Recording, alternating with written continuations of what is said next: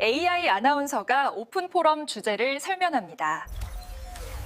안녕하세요. 오늘 제가 여러분과 함께 나눌 이야기는 바로 인공지능, AI가 우리 일하는 방식을 어떻게 뿌리부터 뒤에 흔들고 있는지에 대한 것입니다.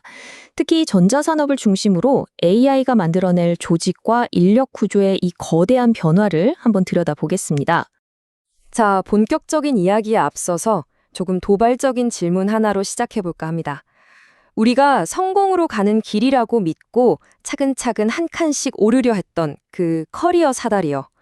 만약 그게 어느 날 갑자기 눈앞에서 사라진다면 어떨 것 같으세요? 이게 무슨 공상과학 같은 소리냐고요? 아니요. AI는 바로 지금 우리가 알던 그 사다리를 부수고 있습니다. 가장 핵심적인 변화는 바로 이겁니다. 일의 본질이 바뀌고 있다는 거죠.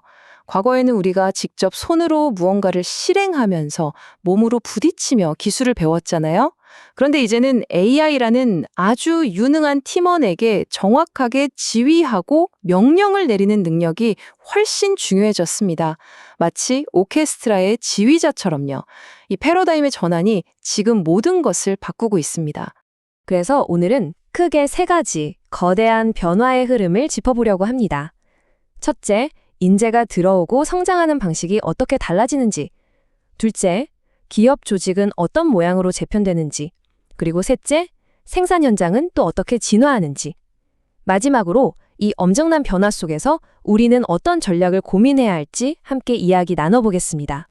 그럼 첫 번째 변화죠? 끊어진 사다리부터 시작해볼까요? AI 시대의 신입사원은 과연 우리 때와 무엇이 다를까요? 예전에는 이 왼쪽 그림처럼 단순 업무부터 시작해서 차근차근 단계를 밟아 성장하는 사다리형 경로가 거의 유일한 길이었어요. 하지만 이제는 오른쪽을 보세요. 신입사원이 입사하자마자 AI라는 로켓에 올라타서 고난도 프로젝트에 바로 투입됩니다. 그리고 단숨에 경력을 점프해버리는 시대가 열린 거죠. 그래서 등장한 개념이 바로 이 경력 같은 신입입니다. AI라는 강력한 무기를 손에 쥔 이들은요, 말 그대로 입사 첫날부터 몇 년차 경력직이 할 법한 일들을 해냅니다. 기업 입장에서는 수년간의 훈련 비용과 시간을 아끼고 즉시 전력감을 얻게 되는 셈이죠. 하지만 여기엔 우리가 한번 생각해봐야 할 문제가 숨어 있습니다. 이렇게 기초훈련을 건너뛰어도 정말 괜찮은 걸까요? 오랜 수련의 시간 없이 곧바로 실전에 투입된 전문가들이 과연 예상치 못한 위기 상황에서 제대로 대처할 수 있을까요? 이 기초 체력의 공백을 어떻게 메울 것인가? 이건 우리 사회 전체가 풀어야 할 숙제입니다.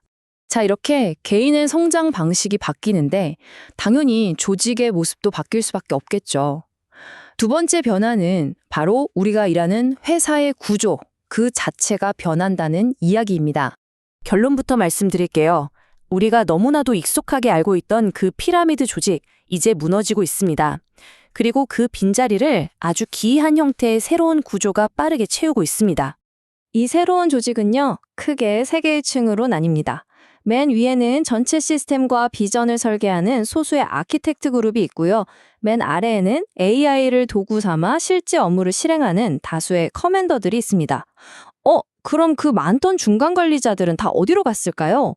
바로 그 자리를 AI가 통째로 차지해버린 겁니다. 그래서 이 구조를 압정형 조직이라고 부릅니다. 모양을 한번 보세요.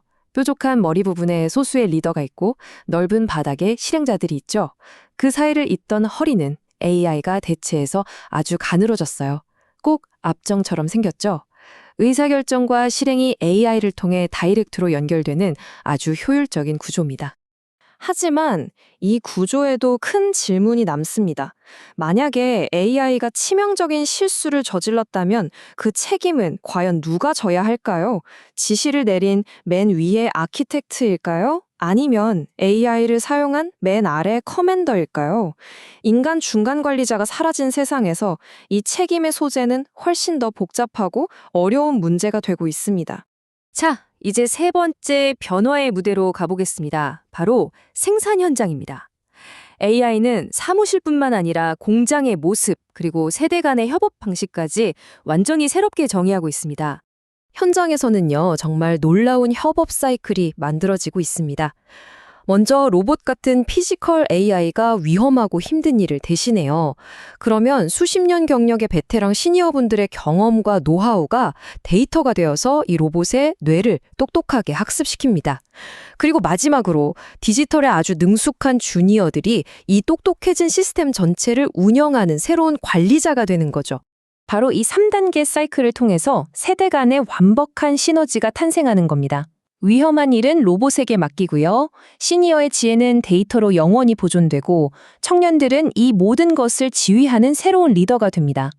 어쩌면 기술이 없었다면 불가능했을 정말 아름다운 세대 융합의 모습 아닐까요?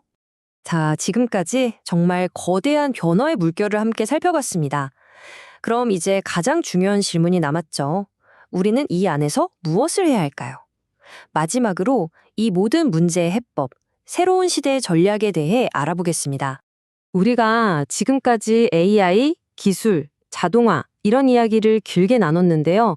가장 중요한 열쇠는 의외의 곳에 있습니다. 놀랍게도 그건 기술이 아니에요. 바로 사람입니다.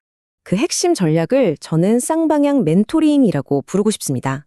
시니어는 주니어에게 수십 년 경험에서 우러나온 지혜와 직관을, 반대로 주니어는 시니어에게 최신 디지털 기술과 AI 활용법을 알려주는 겁니다. 서로가 서로의 스승이 되어주는 거죠.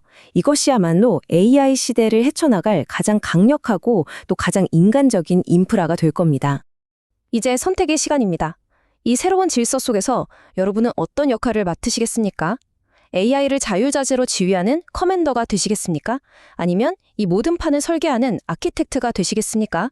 그것도 아니면 이 거대한 변화를 외면한 채 과거의 유물로 남으시겠습니까? 그 선택은 바로 우리 각자의 몫입니다. 미래를 여는 혁신의 순간, 더 큰 도약을 위한 우리의 시간, 전자산업